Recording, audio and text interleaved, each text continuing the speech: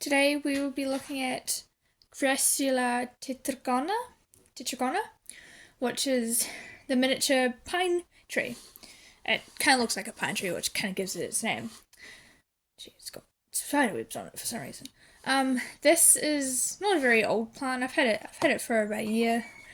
You can see all this new growth on it, all this newer stuff here. That's the lighter green stuff is all new growth. That's come in the past few months. It looked half dead a month ago, and now it's got all this new growth on it, which is very nice. They grow relatively fast. This a good example. This is only a few months growth. What else? They're an indoor plant, or at least I keep mine indoors. This one hasn't lived outdoors. But it is known as a you can bonsai these. They're commonly bonsaied. So, and you can, this one isn't in the best example of soil, but it loves rocky soil. It is native to southern Africa, and it loves full sunlight for 6 to 8 hours a day. So keep it on a windowsill, maybe. It'll love that. This one's been living on a windowsill. As with most plants, always water when the soil is dry. This one could go with the water, actually. I watered it about a week ago. And there's a lot of ways to propagate these. I personally haven't propagated one because it's just a plant I've never gone really into. It's just kind of been living. With these, I've watched a couple things on them, and really you chop off a stem, kind of like you do with the string of dolphins, which is my mother plant over here. You cut off a stem, and you let that callus over, then put it in soil so it roots, and that should work. Obviously, being of the Crassula family, they're related to jade plants, among a lot of other plants.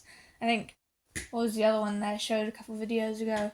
Yes, the calico kitten. That's also of the Crassula family. They just look drastically different.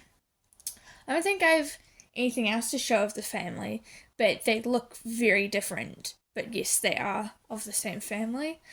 These are pretty easy to look after. Mine surprisingly did not die after being left to dry out. It grew new growth. So I'll give it a water after this video. They do have some. They're known as a miniature pine because they're sword-like leaves or pine or needles. Sometimes their leaves can look a bit fugly. If I can get it in camera, that little banding there, I don't know what causes that, but yeah, that happens. Sometimes on smaller leaves too, it looks like they've been suffocated. I'm not sure why that happens. And it actually has a couple. This has one on the ground, so it's quite loose and not very. Yeah, it definitely needs a water there. Not sure how long ago that fell off, but it's just kind of been. And there goes another one. Just kind of been living on the ground. And yeah, so that will be getting a water. And for next video, I may do my Pichytharum. This is my mother plant. I'm not actually sure if that's how it's pronounced, but I'll do that one. And then, yeah. And that's my mistletoe plant. Why do I keep calling it mistletoe plant? Miniature pine tree. They can grow up to about. I actually don't know how tall they can grow, but they can grow pretty tall. During growing season, they flower with beautiful white little flowers on them. Once again, as with some of my other plants, I have never seen it flower, though this wouldn't surprise me if it flowers this season, because it's, as long as I keep it alive, that is. So yeah, that's my miniature pine tree. Gosh, it's not a jade plant, it's of the same family. Yeah, and yeah, they're easy to look after. Nothing too exciting about them, but they're cool plants.